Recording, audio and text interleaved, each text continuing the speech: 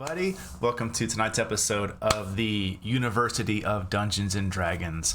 My name is Brandon Ross. I am heading up our Wednesday night table and essentially CEO founder of this crazy content creation company called Player Hater Gaming. I am joined by a rapidly growing close friend of mine, the Knighted Bishop. Thank you for being here, buddy. I appreciate it. Always. We always start with some announcements. I'm going to do my best to make these not boring, very fast, and maybe even a little fun. If you check out our chat right now, if you're live with us, there's going to be links for all of our socials in there. My social media team is phenomenal, and they run the social media aspect, and they're awesome. So huge shout out to my two amazing social media teams, Miss Kelly, Miss Annie. You know them as the player of Pyre and Cathalia, respectfully. I love you both very much, and you're fantastic. If you're watching this live, you can, just below our faces here, you can see some links for our social medias on the Twitch page. Definitely. And if you're rewatching it, you're probably rewatching it on Twitch page, so it's right there. Please come join us. Check us out on Twitter. We're going to have a lot of things going on with new projects coming down the line. We're having our 50th episode and 1 year marker Ask Me Anything show. I'm nervous about already because it's literally Ask Anything, and obviously we will filter these questions and kick anything out that may be potential spoilers, but essentially anything goes. You can hit us up there at the, I believe it was PhD AMA, or was it AMA PhD? I forget which one it was. Yes. Yes. We will get you exactly what that is, because I don't know anything when it comes to social media, but follow our Twitter page at Player Hater Gaming. Check us out there. If you want to catch anything of our content live here, we do upload to the YouTube channel in certain increments. I know for the UniversiD&D, I'm kind of holding on to a few episodes and kind of launching them together so they make sense. So you're not sitting here waiting, you're watching one episode like, oh, well, that makes sense, but now I want more. So I'll probably launch them in like groups of 3 or 4 so you can watch them and all of it makes sense at one time. Beyond that, I know Friday I'm excited for the Temptation of Reldon campaign. It was the temporary replacement for the Lost Lands of Dressado. We do have a player who will be out, and we wish you nothing but the best. We hope for a speedy recovery on that, and that's all we're going to say on that. We love you very much, and just heal safely in your absence. In your absence, the Knighted Bishop did not want you to feel left out or missed, so he took time to make a whole new campaign. Because that's reasonable.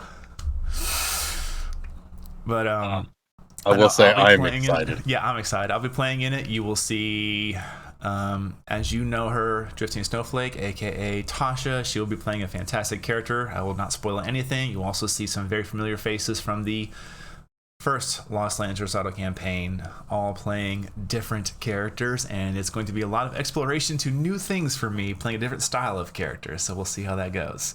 It will be beginning this Friday, and it will be every Friday starting at roughly 6:30 Central Standard Time, I believe was your launch time on that. Correct.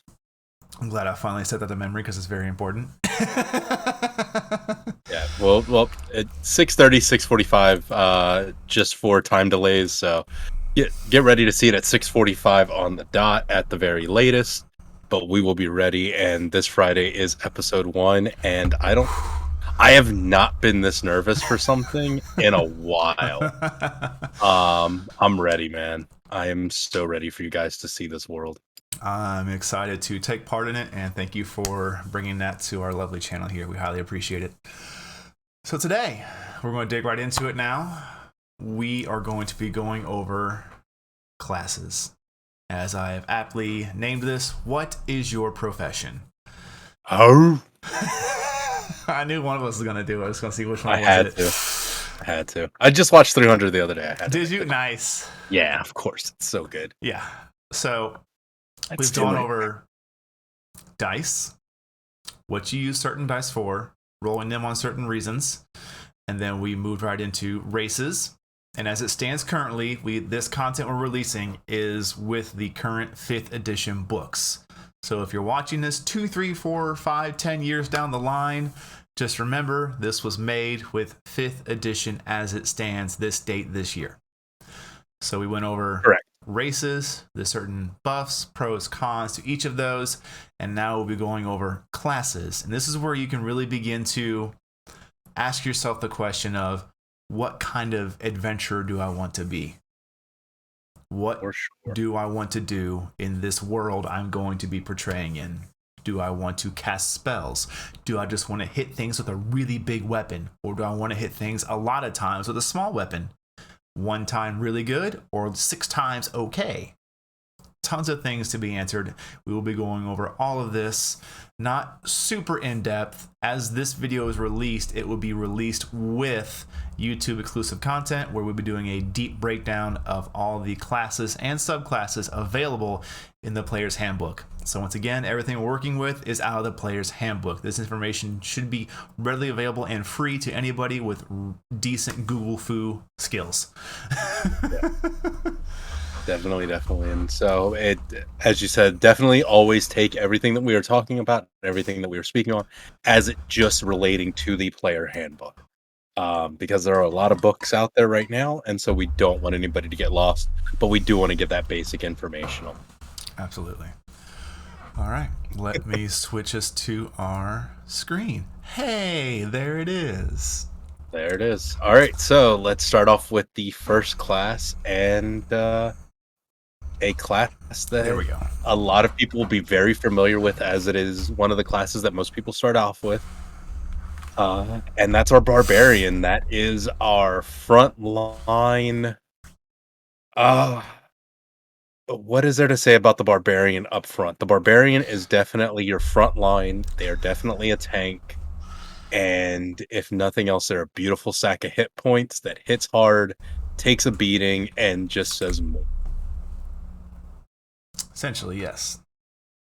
So we're going to go over some of that. So for the Barbarian, these are, as we said, we're not going to go over any of the subclasses. So we're just going to talk about the Barbarian class as a general whole. So when you're creating your Barbarian, we're going to speak on a couple of key things that you're going to want to keep in mind when you're building it. But we're going to go ahead and start off from the basics. So Brandon has beautifully left us our little Barbarian table here. Yep. Mind me as I turn on my dark reader mode to help your eyes. Hopefully I didn't blind anybody with that. My apologies. Definitely helps. My bad. So you are going to see some things on here that probably make you question, and that's fine. I'm going to go over basics on how to read this chart a little bit. So starting off at first level, you are going to have a proficiency bonus. So this is any equipment that you're proficient in, any kind of ability that you're proficient in. This is going to help your rolls. So you will see things that you are proficient in, and you would add your proficiency bonus. This is how good you are. Now this goes up as you level up in each class. Then you have your features. Each class will have its own featured benefits, and at certain levels you gain new benefits, and then with your subclass you may gain other benefits.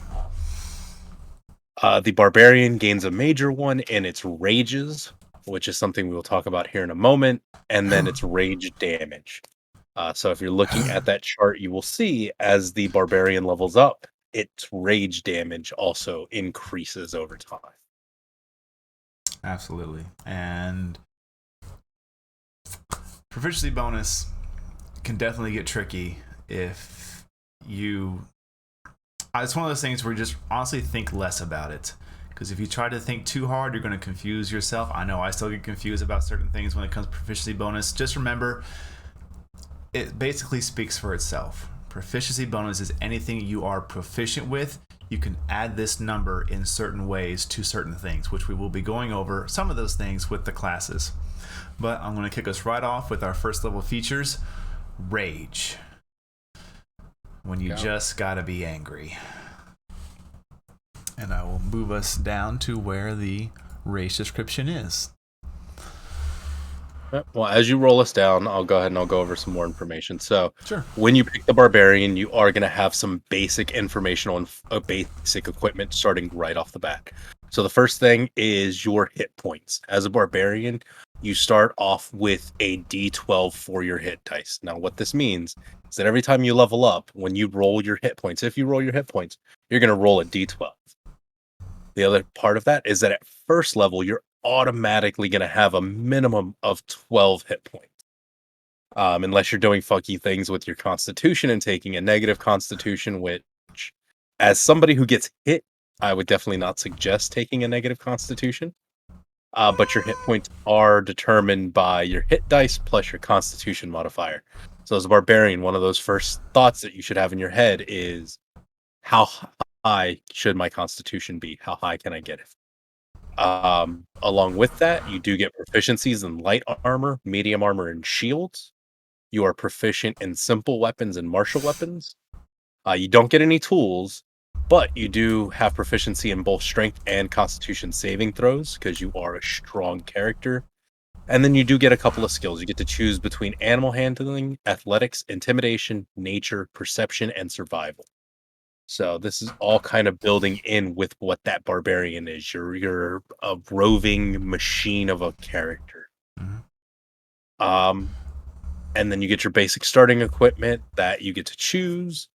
I'm not going to really go over that because that is a personal choice. But then you get into your abilities, which, as you were saying, if you want to go over that first one there, the big one. The big one here, the huge key feature of the Barbarian is its rage.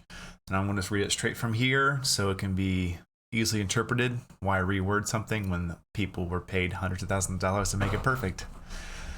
In battle, you fight with primal ferocity. On your turn, you can enter a rage as a bonus action. While raging, you gain the following benefits if you aren't wearing heavy armor. You have advantage on strength checks and strength saving throws. When you make a melee weapon attack using strength, you gain a bonus to the damage roll that increases as you gain levels as a barbarian, as shown in the rage damage column of the barbarian table. You have resistance to bludgeoning, piercing, and slashing damage. If you are able to cast spells, you cannot cast them or concentrate on them while raging. If your rage lasts for 1 minute. It ends early if you are knocked unconscious, or if your turn ends and you haven't attacked a hostile creature since your last turn, or taken damage since then. You can also end your rage early on your turn as a bonus action. Once you have raged a number of times shown for the barbarian level in the rages column of the barbarian table, you must finish a long rest before you can rage again. So we'll go back up to our table and go over all of that lovely information. So here at the very first level, you can rage twice in 1 day, essentially. Twice in one period without a long rest. Your rage damage is a +2. So that means every time you roll that attack weapon, let's say you're using the Great Axe, which is a d12. If you roll your d12, you roll a 10, you would add your strength bonus plus your rage bonus. Yep. So one of the things that I will say with the barbarian is that if you haven't been listening, there's one word that's come up over and over and over and over again when it comes to barbarians. And that's the beautiful word of strength. Strength is a primary attribute for your barbarians. Absolutely. So just keep an eye on how many times that word comes up. Next, we have the unarmored defense. Skip straight to that. While you are not wearing any armor, your armor class equals 10 plus your dexterity modifier plus your constitution modifier. You can use a shield and still gain this benefit. So just going a quick out of line here to be a quick side note. Every player, every character has a basic armor class of 10 plus their dexterity modifier. If you're not wearing any armor or any effects upon you, your armor class is that. It's your straight ability to dodge and attack. Here you see with Barbarian, they get to add their con modifier for being those hardier known creatures.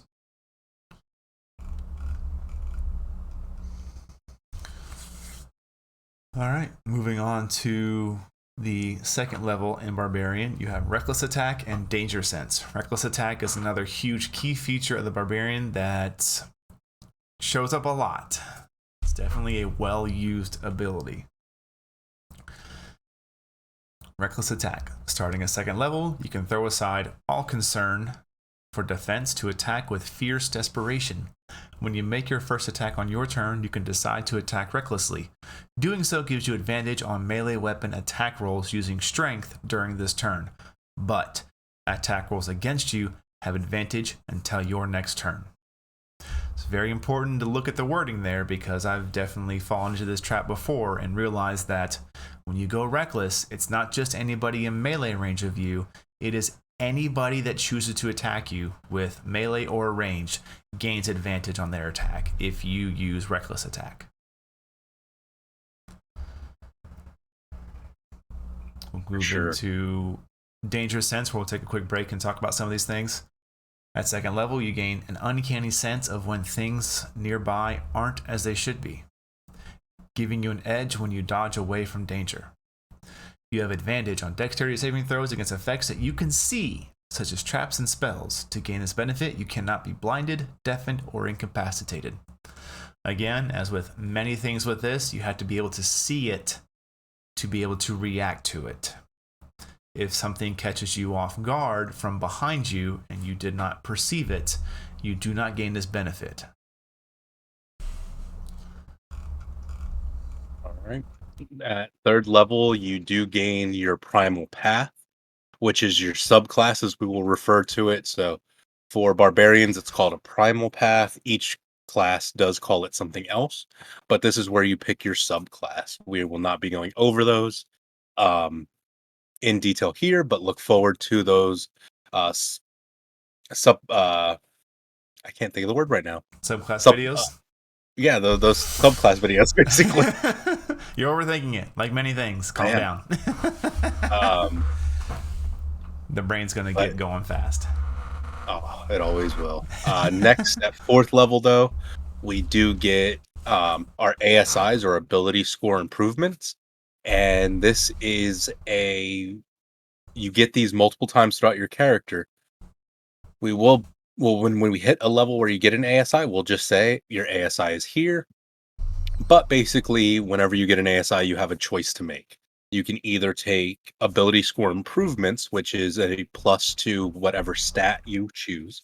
You can either choose to put 2 points into one stat or 1 point into two stats. Now, you can only increase these up to a maximum of 20. Once you hit 20 with your ASIs, you cannot increase that stat anymore. Or you can, as an option, choose a feat instead of getting those bonuses. And by feat, we mean a new feature, a new ability that is choosable from a separate table. And we will go over how those affect you when we go over our leveling up class. For sure. Moving on, we have the extra attack, which is, you're going to see this as a main feature of all martial classes. As they level up, they need to be able to keep up with the spellcasters and their ability to deal out damage. So the martial classes are given the extra attack feature. Some of them gain multiple uses of this. And how this works is, for levels 1 through 4, if you were a barbarian and you said, I want to make an attack with my weapon, you would make a singular attack. At the 5th level, when you decide to use the attack action, your attack action splits into 2 swings, because you are now proficient enough to swing that weapon twice as fast. So you would make 2 attacks on your turn.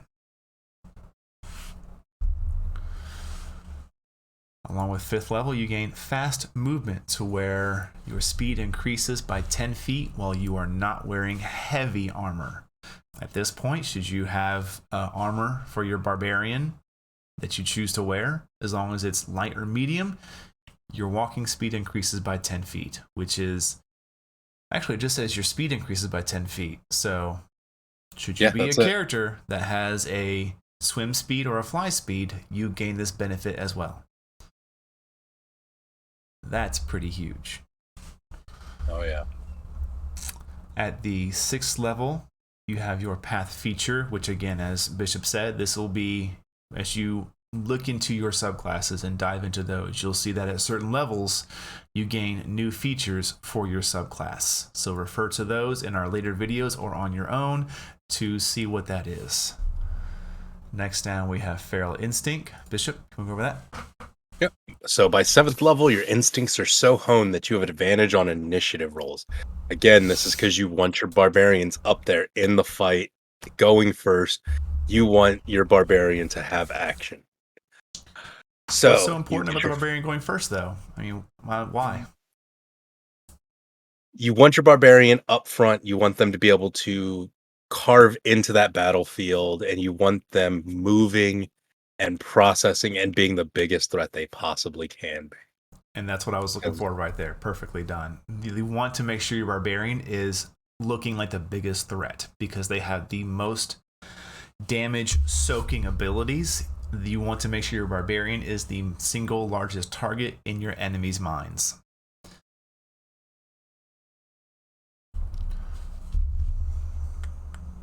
Going back to 8th level, again we have the ASI, which with the ASI, you can choose what you want to do.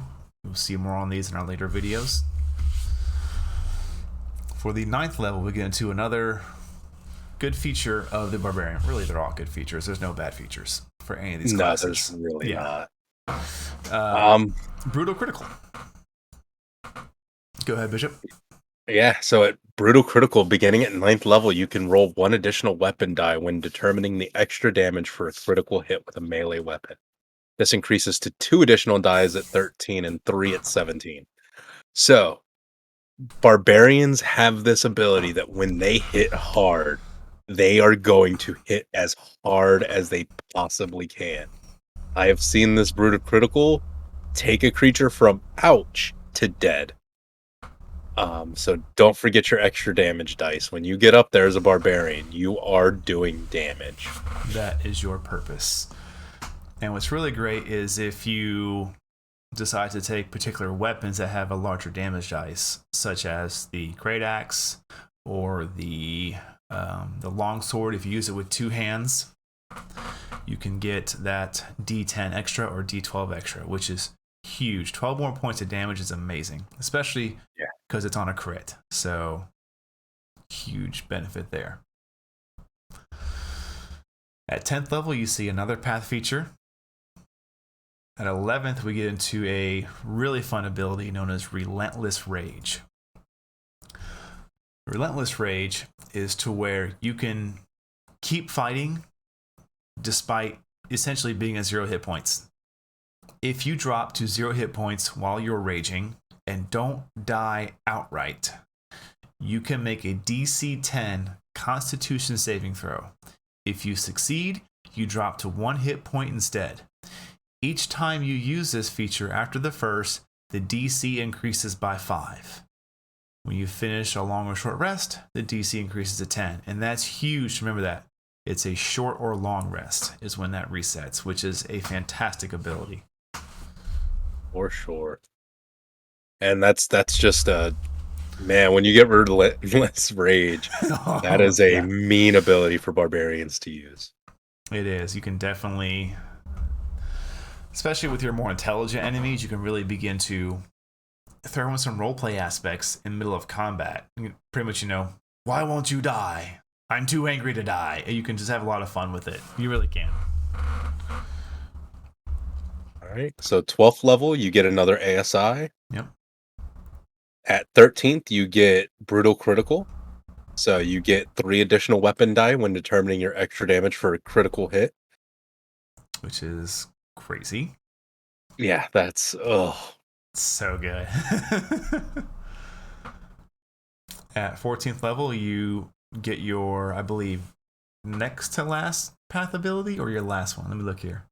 It is. It's your path abilities capstone. It's your primal paths capstone ability. Essentially what that means is, to break it down for those who aren't used to these kind of terms, is that a capstone ability is the highest tier ability available to your character. So there's a subclass one and a main class one. So there's a benefit to not multi-classing. There's a benefit to being a 1 to 20 barbarian. There's a benefit to being a 1 to 20 fighter. There's benefits for being 1 to 20 single class for all of these. But should you feel the need to multi-class, you can still get your subclass capstone ability depending upon how many levels you dedicate somewhere else.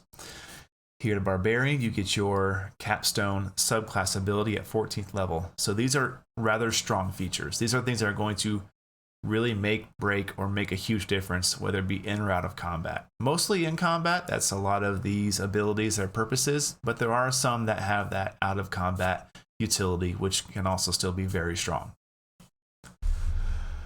At 15th level, we see the up and comings of Persistent Rage, which is at the 15th level, your rage is so fierce that it ends early only if you fall unconscious or if you choose to end it. And that's big. Big. No longer are you held by your minute restraint. It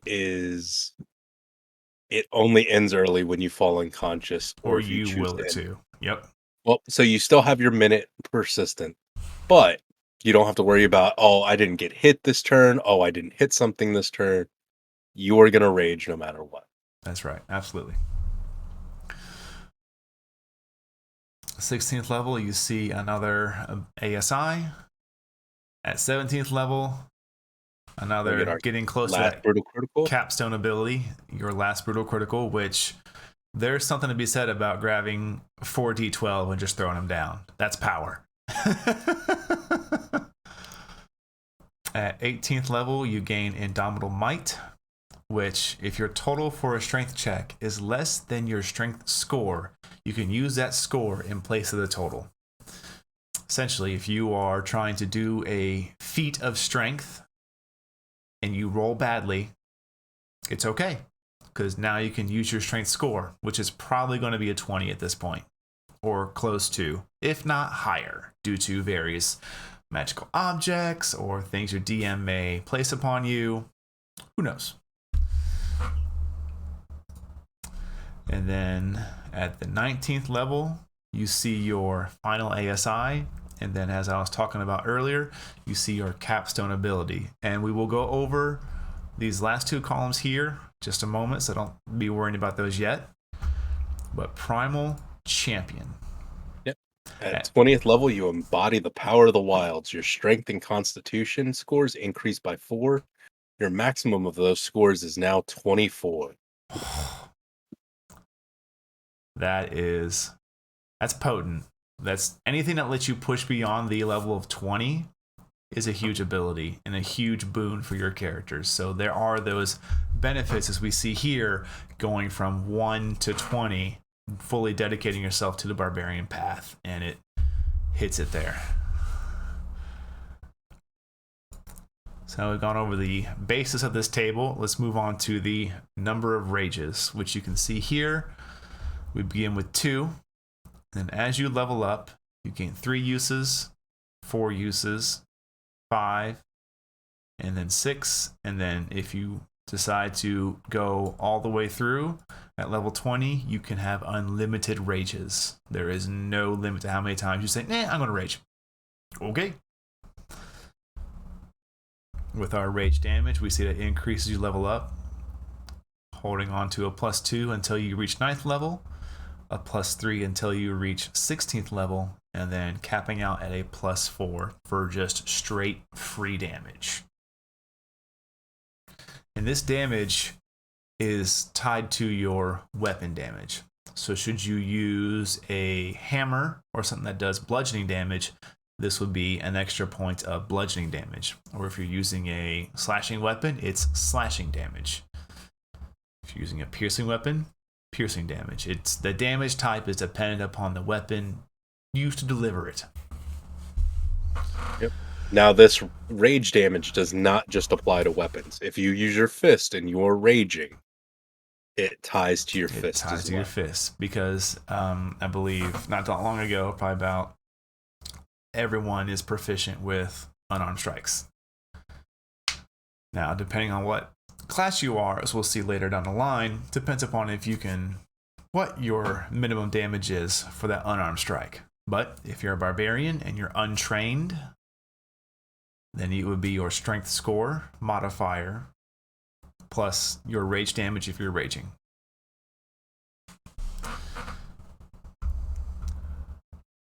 Thoughts on a barbarian class?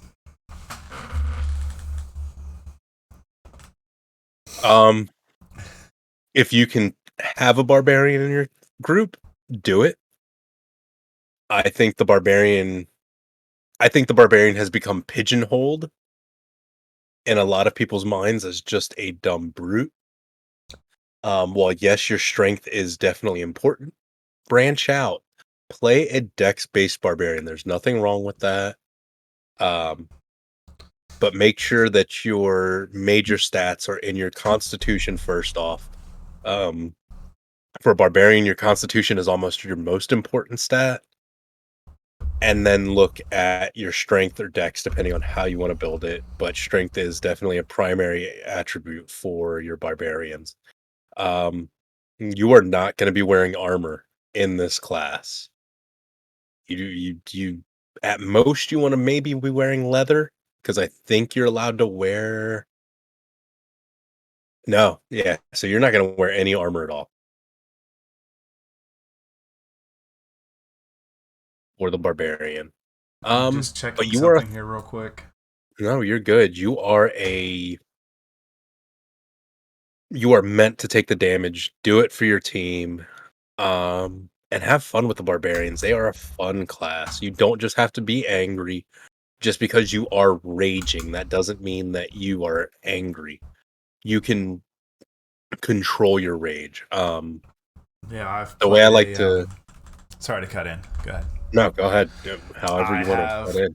played a barbarian who was a unique mixture of warlock and barbarian. So obviously, like, well, why would you do that? You can't cast spells when you rage. You're absolutely right. It wasn't about casting spells. It was about using particular features of the warlock class that didn't require spell casting. But for that, the table I was sitting at, I talked to the DM, and we kind of came up with that my rage was less outward rage and much more that kind of when you see in particular, like high-end action Hollywood movies. One I can contribute to would be like Equilibrium, if you know that movie, to where it was less about the rage and more about that sheer absolute laser focus in combat, that battle trance essentially.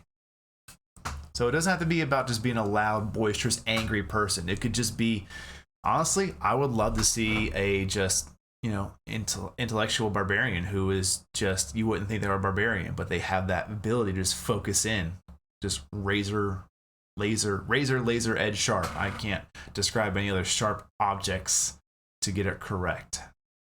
I think that's the best way to do it. Yeah, I think it'd be a really fun build. It's like, oh, this guy, he's dressed well off. Yeah, he's not wearing any armor, but yeah, and he's got a huge sword, but look at the way he talks to people. Look at the way he acts. He can't just be this dumb brute. Well, he's not. But he can soak some damage. And he can deal some damage. Definitely. What about you? What are your last thoughts on barbarians? Last thoughts? I think that while important to every adventuring party, not necessary. I think they're important to be there. If there's just so many ways nowadays how you can go about pretty much being the threat. You can choose to just armor yourself up, and we'll see that with other classes, to where you just stack on heavy plate, shield, defense features, things like that. Or there's this, to where you just soak the damage.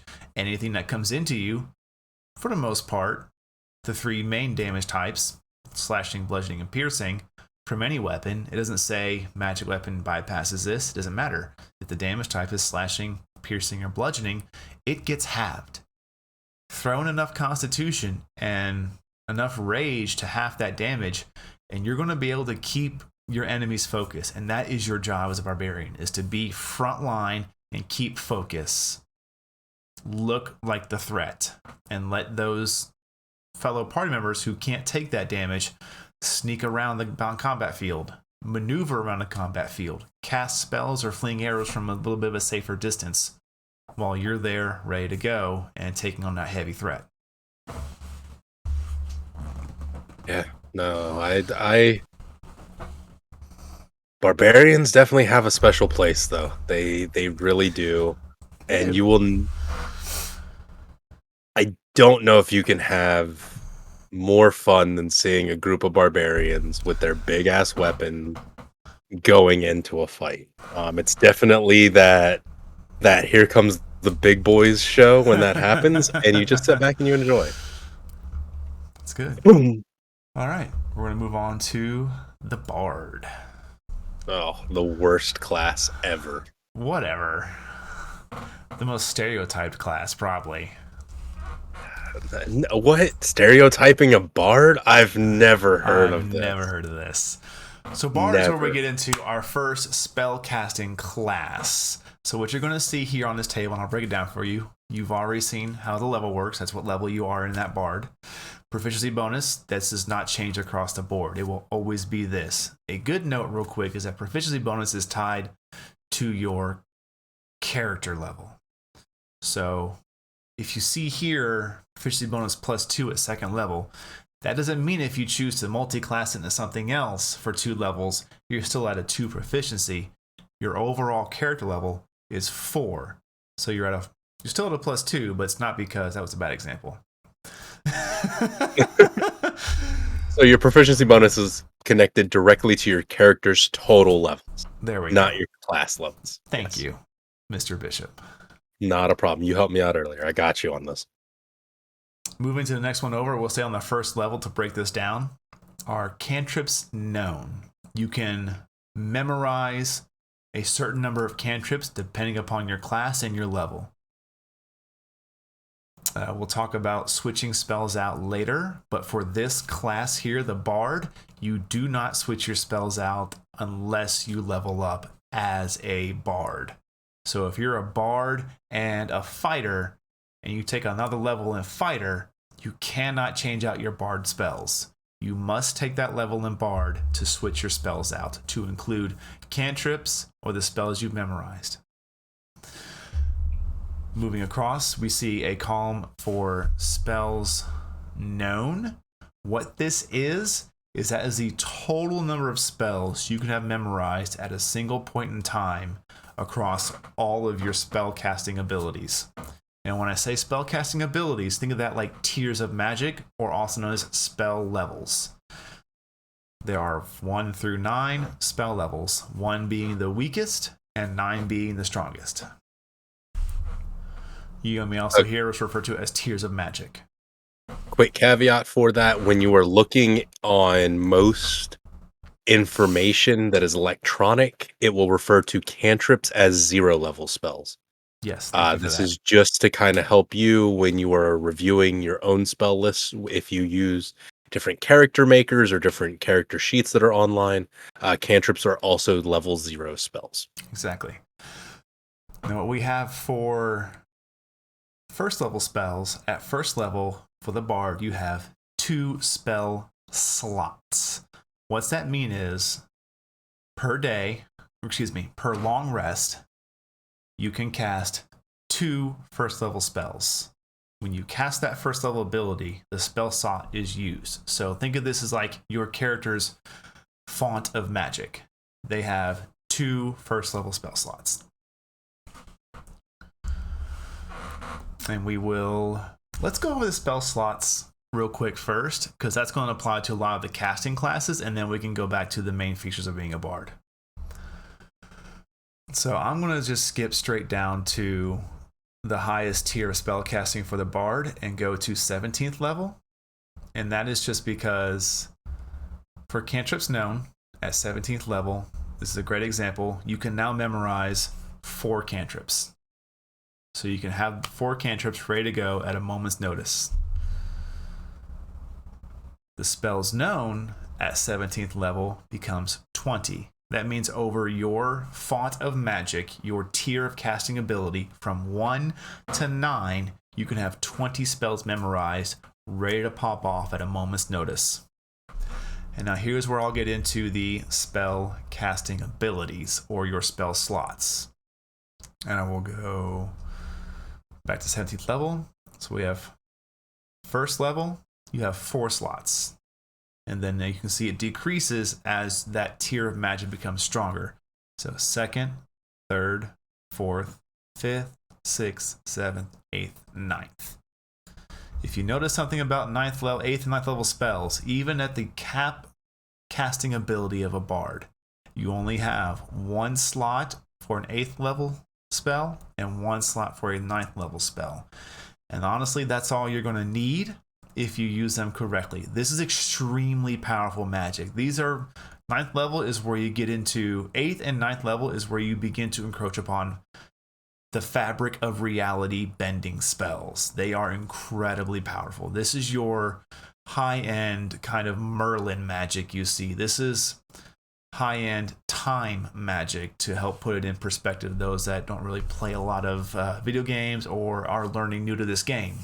To put this in Hollywood terms, I would say this is very close to what you would see in perhaps the Harry Potter shows with time travel, or with the, I would even say, the magics you see that when on the Attack of Helm's Deep, when Gandalf came across the mountain and had that light come down, he was manipulating the sunlight itself. He was amplifying reality by making that light brighter.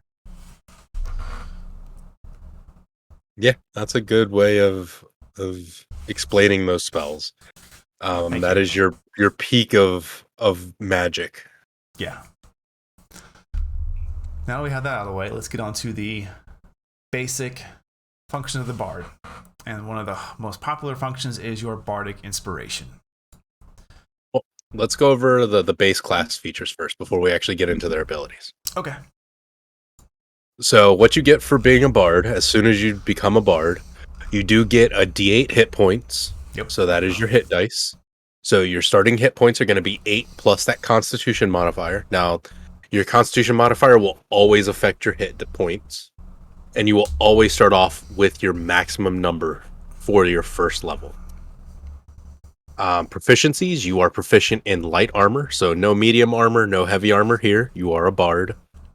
Your weapons, you can choose between simple weapons, hand crossbows, long swords, rapiers, and short swords. So you notice now you're being told you can choose out of these certain weapons. Tools, you get 3 musical instruments of your choice. Again, you are a bard, you are a performer extraordinaire. You do get saving throws in dexterity and charisma, and you get to choose 3 skills. You just get to choose out of the entire list 3 skills. Why any 3? Why not? Why because you are a bard. Because you are a bard and you are a jack of all trades, which we will actually talk about later. I would say it's probably in keeping also with, essentially, most bards are probably well-traveled.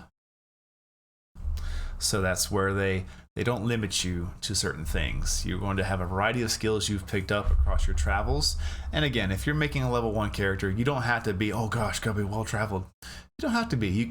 Well-traveled can literally mean, oh, I've been to the capital and 3 boondock towns. That could be well-traveled for your level. That's more than acceptable, and I'd even start there. Honestly, I have started there. It's a great way to establish yourself as a character, and that could be a goal. I want to see the next big capital. I want to perform in the largest cathedral or largest auditorium in the largest capital on this continent. Easy as that. Equipment. You start with the following equipment in addition to the equipment granted by your background. You can choose a rapier, a longsword, or any simple weapon, a diplomat's pack or an entertainer's pack, a lute or any other musical instrument, leather armor, and a dagger. Yep. So as you see these certain packs, like a diplomat's pack or an entertainer's pack, those will be used primarily by your DM to assist you in your role-playing aspects, and even some combat, but mostly role-playing. So let's say you took the entertainer's pack. Well, it probably has things in there to assist with entertaining, such as probably painter, a little bit of painting supply. Not a lot to be a true painter, but probably like a brush, black ink, and some parchment you can write your name on and slap it up on the door of a tavern. Performing tonight. Something as simple as that could be in an entertainer's pack. It probably has extra strings for a lute in there. It probably has simple tools like twine to repair a pan flute. I can tell you exactly what's in there. What do you got? Let's see here. While he's looking that up, I'm going to go back over our Bardic Inspiration. All right, so your entertainer's pack. All right, what is it? Yep. It includes a backpack, a right. bedroll, 2 costumes, 5 candles, 5 days of rations, a water skin, and a disguise kit. Wow, that's a lot. Has a disguise kit. That's huge. I didn't expect it to have, a kit within a kit. I did not expect that. But it would make sense as you would use a disguise kit to not only be seedy and shady, but also make up yourself up. You want to be presentable for maybe your role is to play a clown or to play a certain noble who looks a certain way.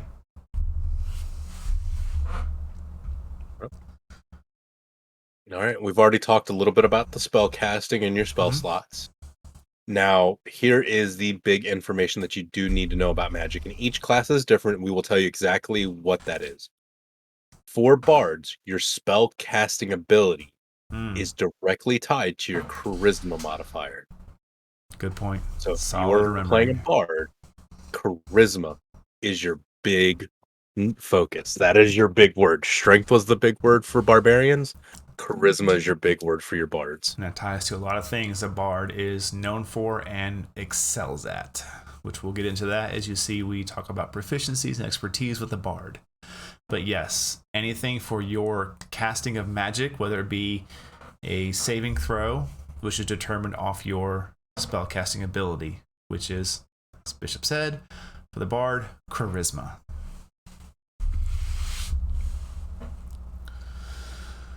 All right, let's get into their abilities. Bardic Inspiration. You can inspire others through stirring words or music. To do so, you use a bonus action on your turn to choose one creature other than yourself within 60 feet of you who can hear you that gains 1 Bardic Inspiration die.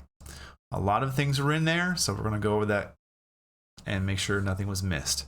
So the first big thing here is it takes a bonus action to do so. You can only use a bonus action on your turn. The creature has to be not you. You cannot self-inspire with a basic bard. They need to be within 60 feet of you, and they need to be able to hear you. So if you have an enemy who is perhaps deafened, they cannot gain that benefit. Yep. Now, once within the next 10 minutes, the creature can roll the die and add the number rolled to one ability check, attack roll, or saving throw it makes. The creature can wait until after it rolls the d20, but before deciding to use a Bardic Inspiration die, but must decide before the DM says whether the roll succeeds or fails. Once it's used, it's lost, and you can only have one at a time. So to make this very simple in placement here, I will have Bishop be the DM, and I will be the affected creature who has a D6 inspiration die. So I would take my D20, I would roll it, and let's say I rolled a 6. Well, I would look at it, and I wouldn't say anything. That's the key thing, is once I have rolled my dice and done my math, let's say I probably have a +2 to proficiency and a probably +3 to strength. So 6, 7, 8, 9, 10, 11, an 11 total.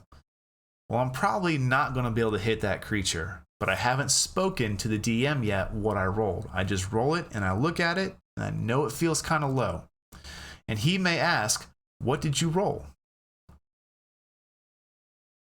So what did you roll? Let's play it out. Okay.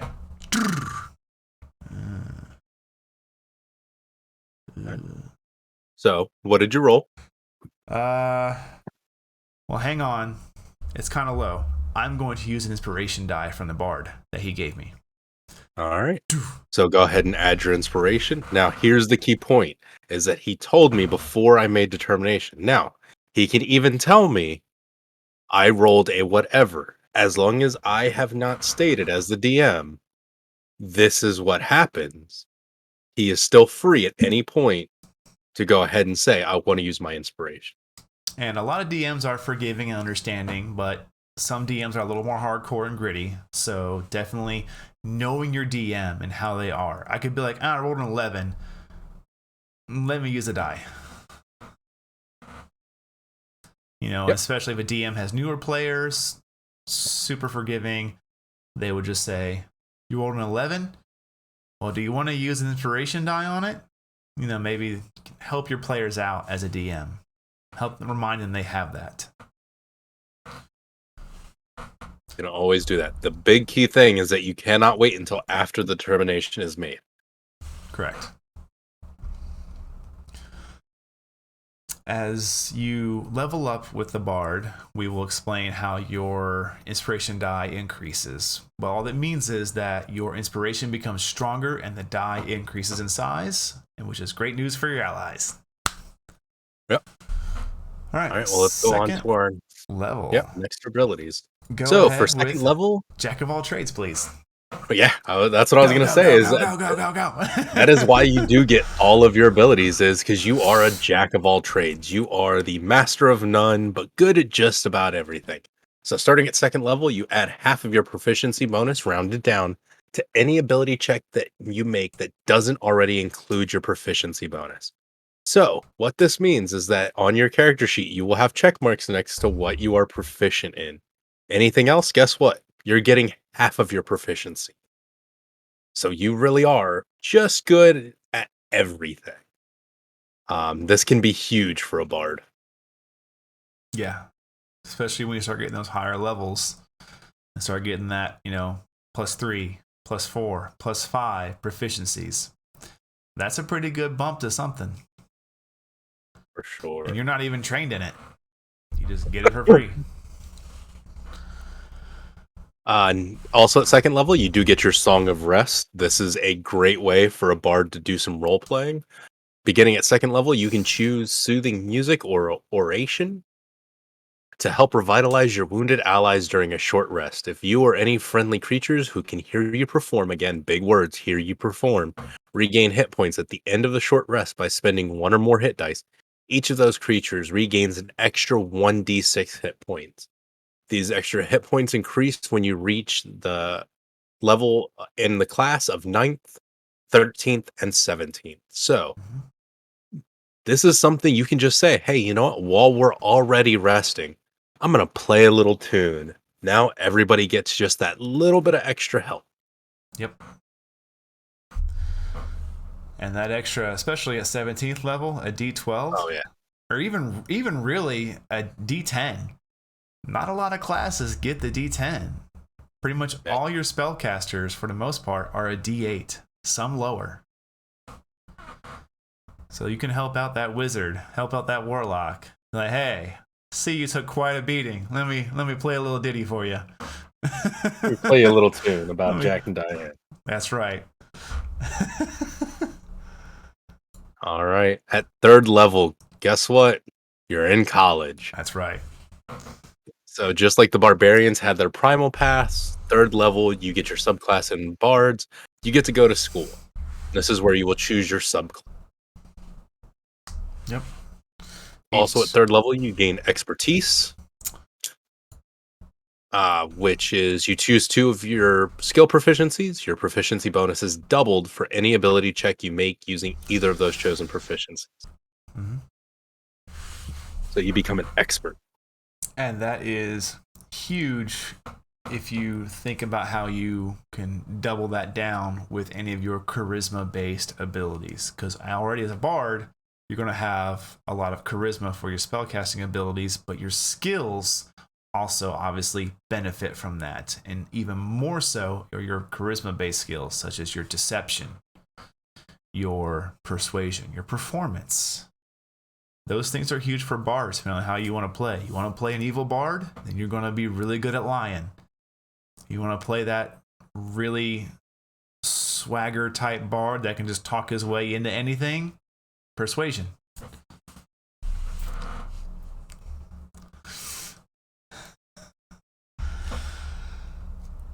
At 4th level, you'll see a common theme here. You pick up your first ASI. At the 5th level, you can see your Bardic Inspiration grows to the D8 dice. So, as we talked about, now it's larger dice for your allies to benefit from. And you gain your Font of Inspiration, which at 5th level, you regain all of your expended uses of Bardic Inspiration when you finish a short or long rest. Previous to this, it was only on a long rest that you regained your Bardic Inspiration. But now, remember that is when you finish a short or long rest. So if you're on your last Bardic Inspiration of the day so far, it was just been a rough combat day, and you're resting, you only got one left, you can still play that Song of Rest.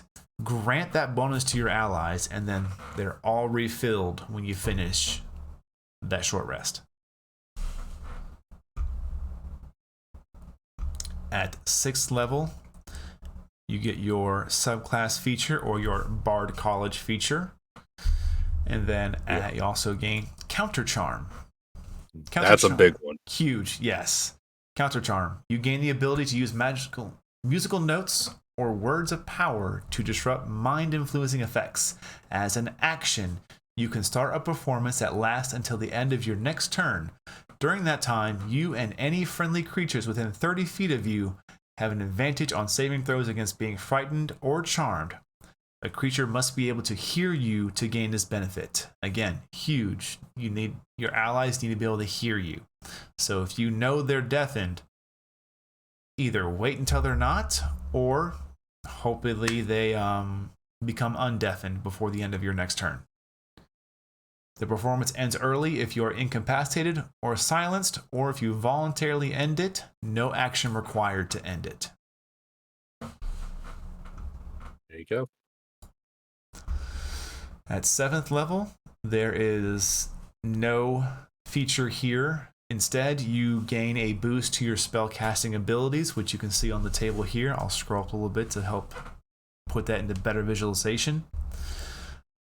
Don't take this as a loss. Don't think, oh, why would I play a bard? At 7th level, you don't get jack. You do. It's just somewhere else. Being a full caster, which is kind of a terminology for a bard, you are a full caster. You gain access to the full font of magic available to this game.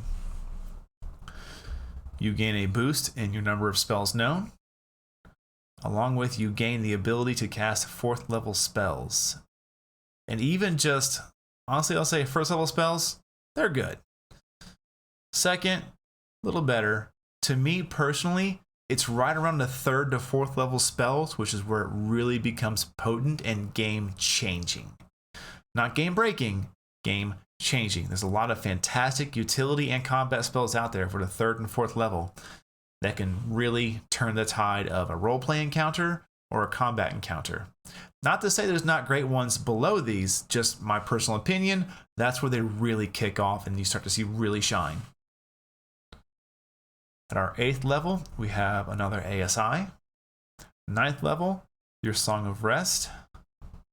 It increases, as he said earlier, to the D8. So now, if you have that wizard who's really squishy and he took a beating, well, here's an extra free D8 for you for healing up. Yep.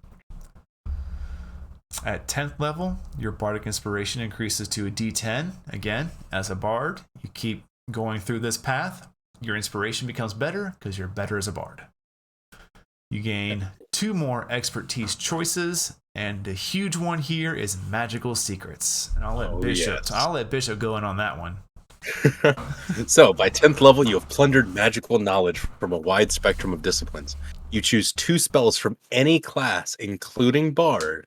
A spell you choose must be of the level you can cast, as shown on your Bard table, or a cantrip. The chosen spells count as a Bard spell for you and are included in the number of spells known column of the Bard table. You learn an additional 2 spells from any class at 14th and again at 18th.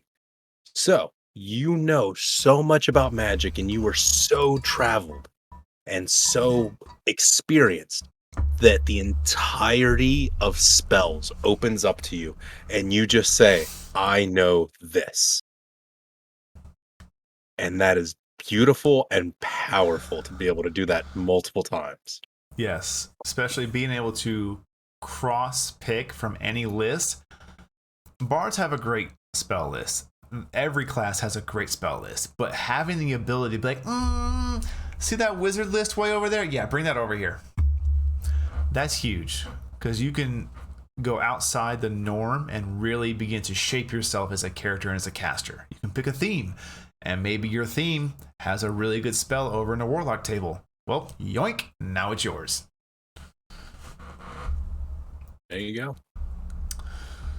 At 11th level, again, you see nothing here, but don't get discouraged. Your spellcasting ability grows even greater to where you now encroach into the 6th level spells.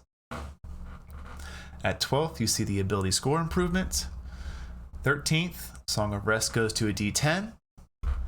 14th, as we discussed, your magical secrets, you gain some more spells off of your list. You get your subclass feature or your Bard College feature. At 15th, your Bardic Inspiration grows to a D12, which that, again, Bardic Inspiration is a fantastic bend the game to your will. If you can see over there that your, let's see here, maybe your, I use Wizard a lot. Let's go with, how about, let's say your Artificer. Your Artificer is over there trying to figure out maybe a new kind of enchantment or a new kind of in-game roleplay to either on a cusp of a breakthrough for the game, and it's going to change the way the world works that your character lives in. As a bard, you can be like, he's going to make a game-changing or a world-changing discovery here. I'm going to inspire him. You've now potentially taken a failed roll to a successful roll, even by just rolling a 1 or as high as here, a 12. 12 extra points to a check is massive. That can take something from just being okay to being, this should have been impossible, but you've achieved it. And it is so sweet when you do that as a bard. Because then, especially if you're the kind of bard I like to play, you just kind of saunter up to that person like, wow, you did a great job. I'm glad my music could help soothe your mind. Now pay me. Essentially, yeah. Bardic Inspiration goes to D12. 16th, you see an ASI. Your Song of Rest goes to a D12. 18th, more of those sweet magical secrets. And what's best and amazing about the 18th level magical secrets is that it opens up every single spell in the game. Because at this point, you've had 9th level casting abilities at 17th level and 18th magical secrets. So that means any spell 0 through 9, if you have ever dreamt about wanting it as a bard, you can now have it. To include things like, I don't know, Wish. I don't believe Wish is on the bard table, is it? Yes, it is. Oh, it is? Oh, Wish is definitely on the bard table. I couldn't you know what remember spell if it isn't? Earthquake. Earthquake? There you go. You want Earthquake? You're a bard? There you go. Or you just say, hey, Cleric, you remember how you can owe to your deity? Guess what? I can do it better. Yeah, essentially. Bards. At 19th level, you see your last ASI, and then at 20th level, Superior Inspiration, which at 20th level, when you roll initiative and have no uses of Bardic Inspiration left, you gain 1. Which you may say, well, that seems kind of lackluster. Oh, that's huge. That means you can go into battle preemptively inspiring all of your companions, so they're all ready for the fight, and you know no matter what, you got that one last just Hail Mary ticket in your pocket. Absolutely. All right. Thoughts on the bard? I'll let you go first on this one, because I got a lot. Oh, yeah. Son of a gun. I've never played a bard. Straight through. I've played, let me think here. No, I've never played a bard in a campaign. So that's why I made the choice to play a very vanilla bard in Bishop's campaign. Just simple, straightforward, human bard. I wanted to keep it as easy as possible because I'd never done it. So I was like, you know what? Keep it easy. I know I'm going to have a lot of fun. It's going to be interesting to see how my normal playstyle is usually melee fighter with a little bit of caster. It'll be interesting to see myself as a full caster and reminding myself not to run up and try and hit the monster in the face when I have half the hit points I'm used to. It's definitely going to be, for me, playing the bard will be all about the utility and placing my proficiencies and spells where I need them for the character's growth.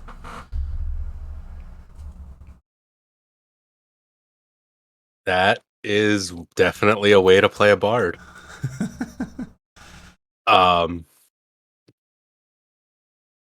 I have always played a bard. So bards, what is there to say about bards? When you play a bard, you truly are a jack of all trades. You can fulfill any position in some form or manner. If you need to be a frontline fighter, you can be one as a bard. If you need to be a backline healer, you can be one as a bard. If you need to be support, you can be that.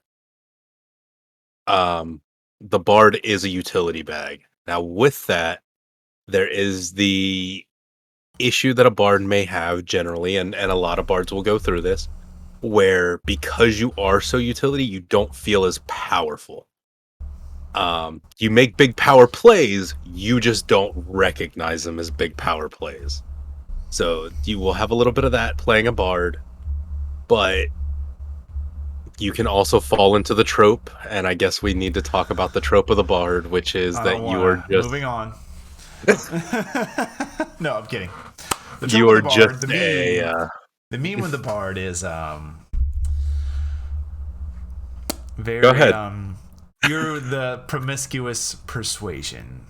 There's a reason it's called I Seduce the Dragon. It's always the bard. Because as a bard, again, your spellcasting modifier ability is charisma. The main trait tied to that is persuasion. So I seduce the barmaid. I seduce the fiend. I seduce the dragon. Any DM with a brain will be like, no. Because one, they're not going to let you roll it because they know better. They know what's on your character sheet. They know you have a plus 20 million to persuasion.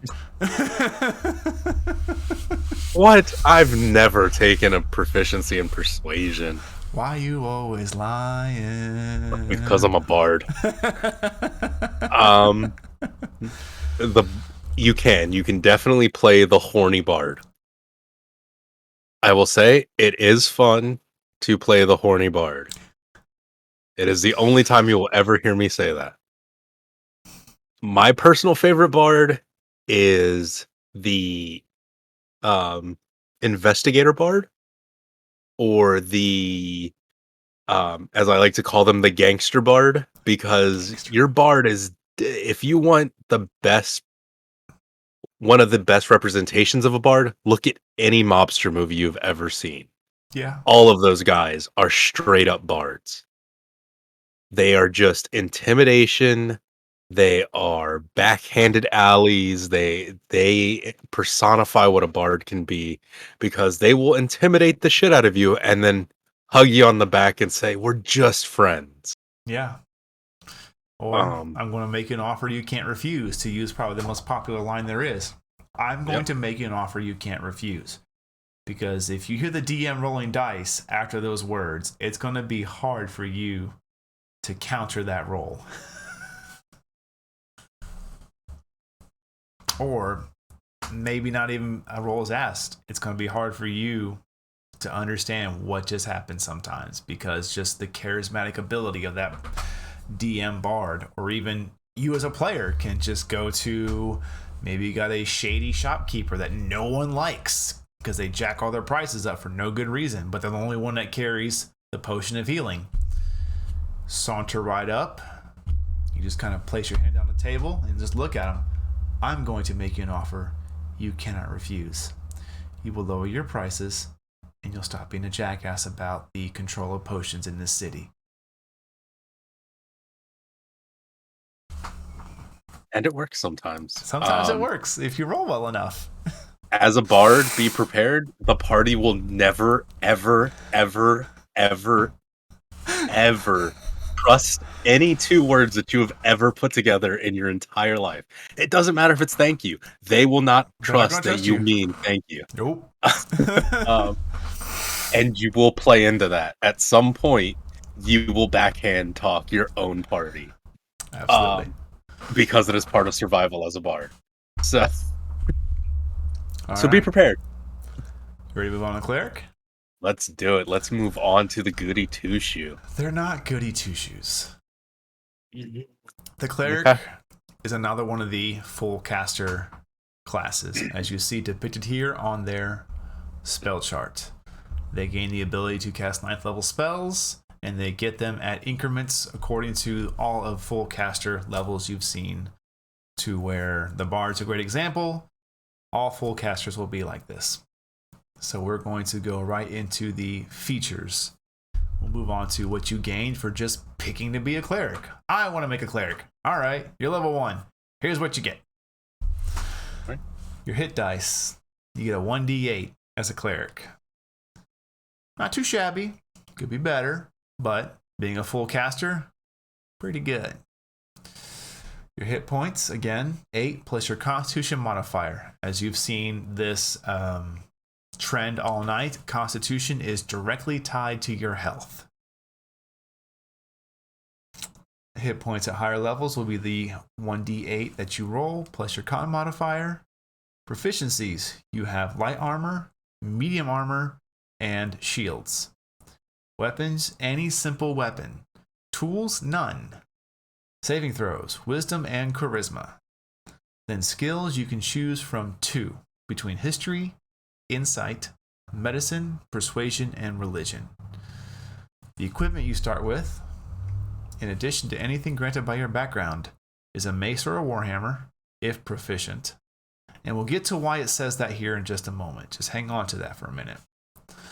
Scale mail, leather armor, or chain mail, again, if proficient. A light crossbow and 20 bolts or any simple weapon. A priest's pack or an explorer's pack. A shield and a holy symbol. Now, Bishop, why in the world would it say, if proficient at level 1?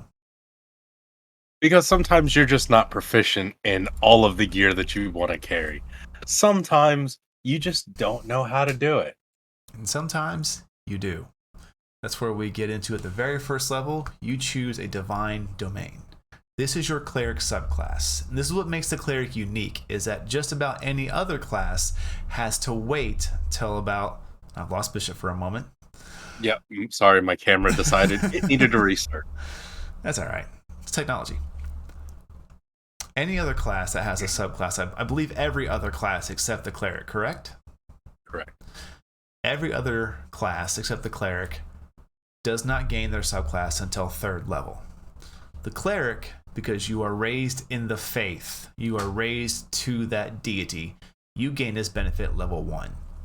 Some of these benefits grant you certain proficiencies. They are known as your domain. And there are a lot of them. So again, certain domains immediately grant you things that add on to your basic skills as a cleric. I know for a great example here, if we scroll back up for just one moment. If I'm not mistaken, clerics have the most subclasses. They do. The best example I can give is with the armor. So if you see here for armor, you have light armor, medium armor, and shield. And that is the only thing you're proficient with as a base cleric. Now, there is one particular domain I will speak on very briefly called the Forge domain. The Forge domain at level 1 immediately stacks on to your armor proficiencies, proficiency with heavy armor, which there are other multiple classes that do this as well. So don't think just looking at this right here that, oh, I can't use heavy armor as a cleric. Well, I thought they were kind of known for that. Some of them are. what you see here is before you begin to figure in your domain or your subclass.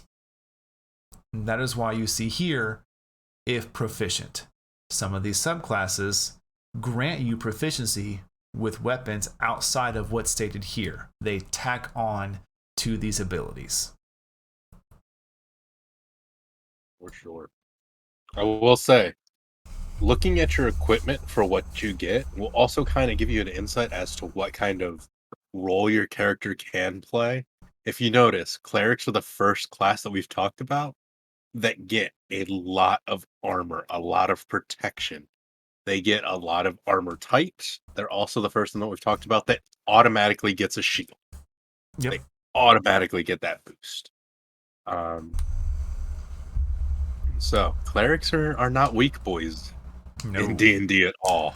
Moving on to second level, we will get into your one of the main things we see from a cleric, and that is the channel divinity. At second level, you gain the ability to channel divine energy directly from your deity. Using that energy to fuel magical effects, you start with 2 such effects. Turn undead and an effect determined by your domain.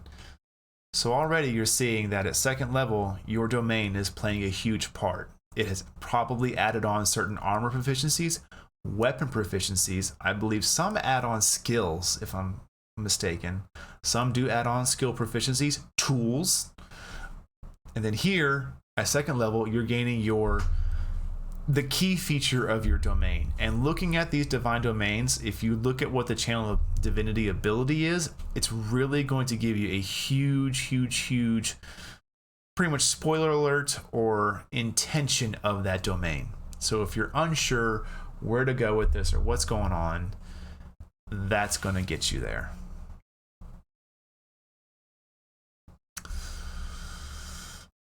And we will move straight on to the this is important to note here. When you use your channel divinity, you choose which effect to create.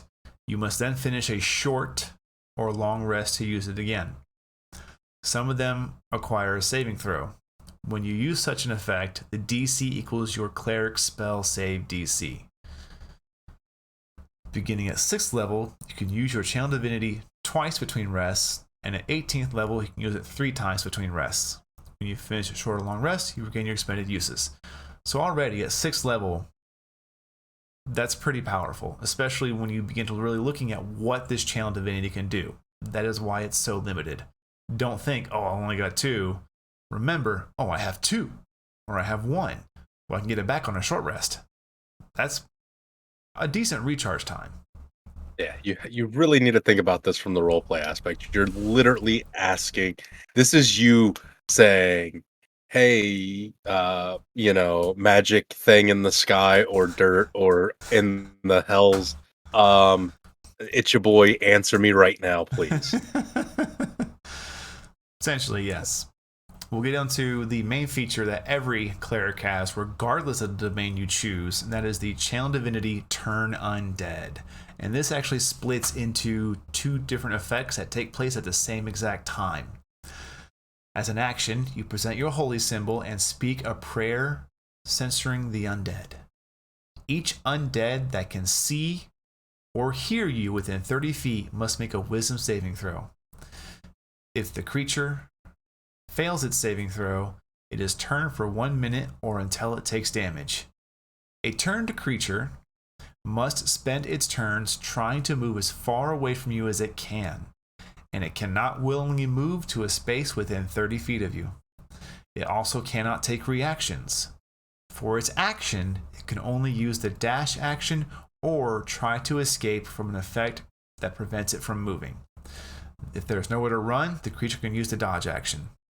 A great way to put this in roleplay to really go over all of these situations is if you are in a small room with a couple of zombies. You hold up your holy symbol, you use your turn undead ability, and let's say the room is only 20 feet by 20 feet. The undead can't get 30 feet away from you, but there is a window. The undead very well could just run at that window and they will jump right out of it to get away from you. That it would be considered, where was it at? The exact wording. It can only use a dash action or try to escape from an effect that prevents it from moving. Well, if it gets to that window and it's not open or broken, it can either bash through it, or if it has enough intelligence, depending on what it is, it can open a window and jump right out. It wants to get away from you more than anything in the world. Yep. And then we will get to the second part of that feature in a few levels. At third level, where most classes gain their subclass, you pick up your second level spells and you go straight to 2 slots of those. At fourth level, you see your ASI. At fifth level, you get a feature that tacks on to your turn undead called Destroy Undead. Which is a huge ability for clerics. Huge, especially even at this level.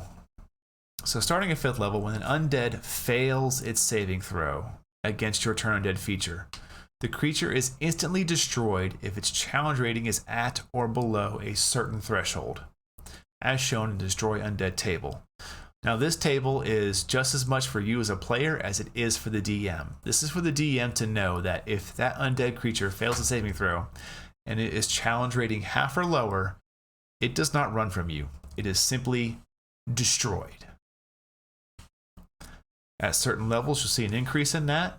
5, 8, 11, 14, and 17, moving all the way up to CR4 or lower.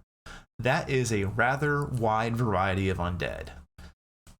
If you ever get in, when you get into this game, as much as we hope you do, and you really want to see what a cleric can do at 17th level, just go somewhere and type into Google Dungeons & Dragons 5th edition undead and find and look at challenge ratings. It's on the monster stat block, and if it's a 4 or lower, that creature is destroyed. And it's great for if you're running maybe through a zombie town. Maybe you're running some kind of Resident Evil type campaign, and you need to get past waves and waves and waves of enemies between you and the end goal. Well, why fight them all at once, and why waste precious spells when you could just channel undead? Or channel divinity and destroy the undead within 30 feet of you. That's a large gap. You could just yeet yourself in the middle of it. And to give you an idea, what that means is you can take out mummies, ghosts. Oh, did you pull up the list? Yeah, I pulled up the full list. You can take out mummies and ghosts. You can take out shadows. You destroy skeletons all day. Absolutely.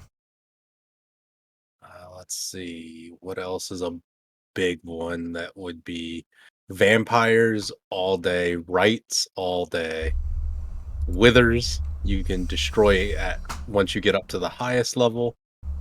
So you're taking out a lot, and any zombie is completely gone. Yeah, huge. All right. At 6th level, you see the increase of your channel divinity to 2 uses, and then you gain your subclass feature. At 7th, no class features, but again, your spellcasting ability is growing. You move into your 4th level spells. At 8th level, you get your next ASI, your Destroy Undead becomes more powerful, and your Divine feature kicks off. So a lot of things happen at 8th level. Don't be discouraged by how you see a few gaps here. Clerics, a lot of their things happen in groups together. 10th level, Divine Intervention. And Bishop, I'll let you read this one off. That's all you all day. Yeah, no, this is 10th level. This is where I say the cleric goes from being a interesting class and is a work for your player to once you hit that 10th level suite mark with your cleric. I think this is where clerics start to just blaze their own glory, is at 10th level, especially with Divine Intervention. So Beginning at 10th level, you can call on your deity to intervene on your behalf when your need is great. Employing your deity's aid requires you to use your action, describe the assistance you seek, and roll percentile dice. If you roll a number equal to or lower than your cleric level, your deity intervenes. The DM chooses the nature of the intervention. The effect of any cleric spell or cleric domain spell would be appropriate. Now, if your deity intervenes, you can't use this feature again for 7 days. Otherwise, you can use it again after you finish a long rest. Now, you get to do this again at 20th level, but it will succeed automatically. So, how powerful this is you only have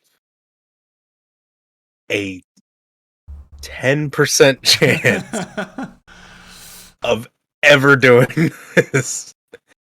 Ever. And it can definitely make some great Hail Mary moments if it pulls off. Because it's a lot left up to DM discretion and the DM trying to bring into the world what you as a player and character are trying to describe.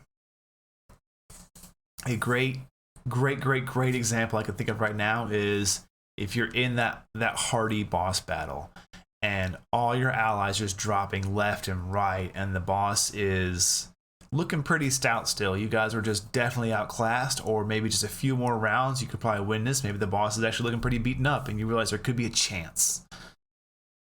You grab your holy symbol and you make that Hail Mary roll and you roll a 5. You could say something as simple as, I want all my allies to be revitalized and ready to fight this boss all anew. The DM could interpret that as all of the characters suddenly gain the instantaneous benefit of a long rest. Or they could choose certain effects otherwise, such as, okay, I'm going to cast Mass Heal at 9th level. I now have 800 hit points to distribute amongst the party. Something is knowing what you can and pushing the envelope what you can't do. Always ask for a little bit more. Don't make it unreasonable on these, but make it ready. Make it available. I've seen somebody become an avatar for a minute from this at 10th level. That's good. You become the full avatar of your deity. Oh god, it was gross to see somebody go and do 13d8, worth of damage in one swing. But DMs, I will tell you, if your player can hit this, let them have it. Give them something. Give them yeah. Let them feel, like, again, not just about feeling powerful. This needs to be in the mindset of DM that always be ready for this to happen as soon as your cleric hits 10th level. Have that contingency plan. If you have a battle going a certain way and you need it to go a certain way, be prepared for that cleric to throw that 2 or 3 on that D100.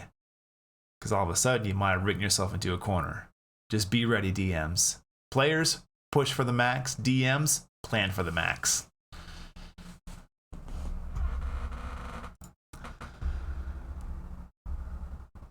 At 11th level, your Destroy Undead grows in power. 12th, you see your ASI. 13th, you see your spellcasting abilities improve. 14th, more Divine Intervention, more Destroy Undead strength. And that's only just a few levels apart. That's nothing.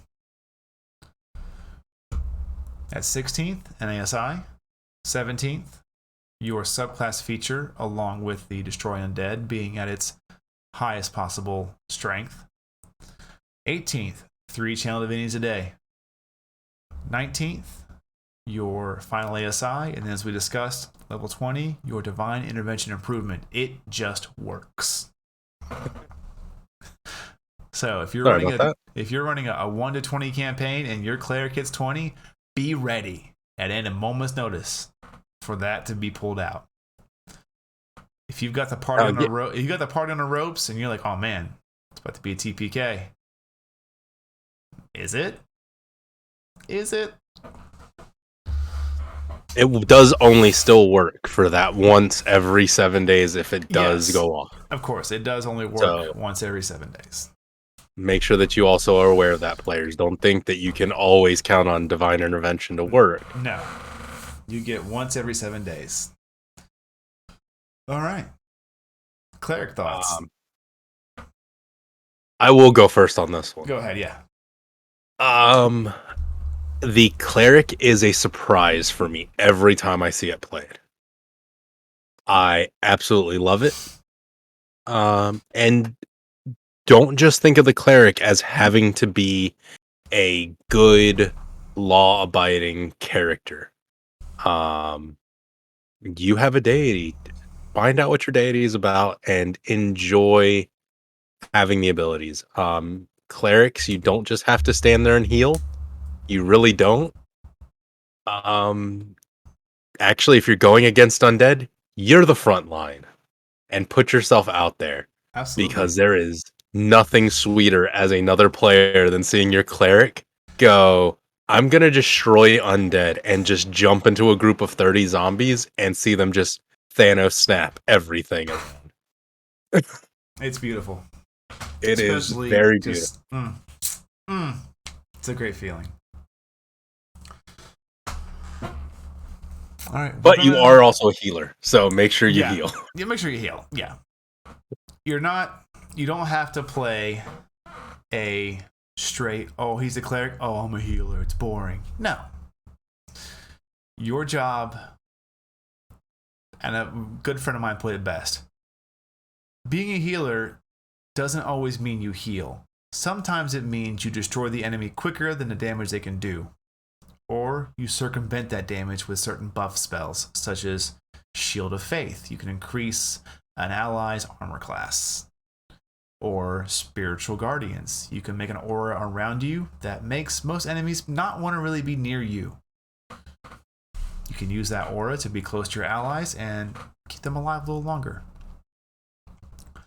I say we'll probably hit one more before we close out this session. This is going to be a multi-part class due to the sheer volume of things we're covering, and we don't want to throw 1,000 things at you in a single episode. So if we don't get to your favorite class tonight, we will. Do you wanna hold it at the Clerics and we'll keep it 3 apiece? Yeah, that works perfect. We're at a good time. We're at 1 hour 40 minutes. I think it's a good marker to call it off. So let's just go over some quick thoughts. Again, just kind of a recap. Barbarians, for the most part, again, our opinions, our thoughts.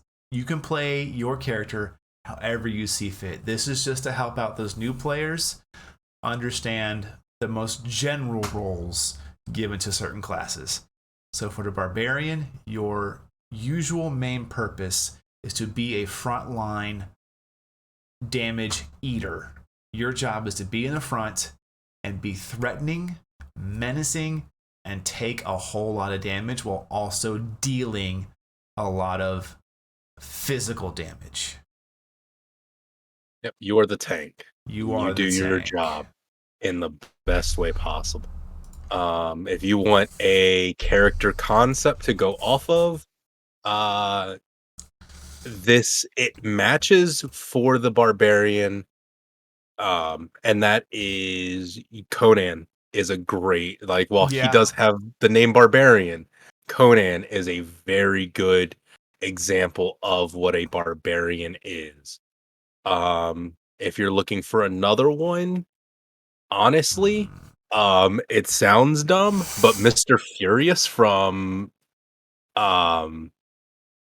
Mystery Men was a barbarian. So those are just a couple of examples of the two opposite spectrums that you could go for a barbarian. Yeah. For your bard, your main role is to be usually you may not be the face of the party, but you're certainly the talker of the party. Especially your spellcasting ability relies on charisma. You gain a lot of spells and buffs to conversing with other people, along with manipulating creatures and other people, such as Dominate Monster is a great spell that bards have. Other classes have it too, but it's a great spell for a bard to have, to where you just say, all right, now you do whatever I tell you to do for the next, I think, minute. Yeah. Or unless they can break out of it. Also, you can be a strong investigator or even an inn for your party, such as, you need to get into that noble's house. Well, what if I performed in the house and that's how I scoped it out? I was invited inside, and as I'm walking around getting ready to perform for maybe a party they're having, I'm scoping hallways, I'm scoping doors, I'm looking for valuables, or I'm looking for, maybe you're going to a noble who's shady, I'm looking for where they're going to hide certain things. There's definitely a lot of utility to the bard. You're not normally known as a frontline fighter. Not saying it can't be done, but normally you're more of a mid to long range utility buff. Your job is to manipulate the battlefield, whether that be buffing your allies or debuffing and manipulating your enemies. Yep. You're, as you said, the bard. You are a utility. You are the multi-tool of D&D. You really do fill in with what is needed. It will get you into trouble for the most part, but you will enjoy it. If you're looking for characters to kind of go off of for a bard, I'm going to give you two characters that are connected in certain ways. So the first one um is the page, for lack of a better term, from A Knight's Tale. That is a beautiful rendition of what a bard can be. Yep. Just going out there, enchanting the crowd, making them fall in love with your party, with your allies, giving them that bolstering spirit.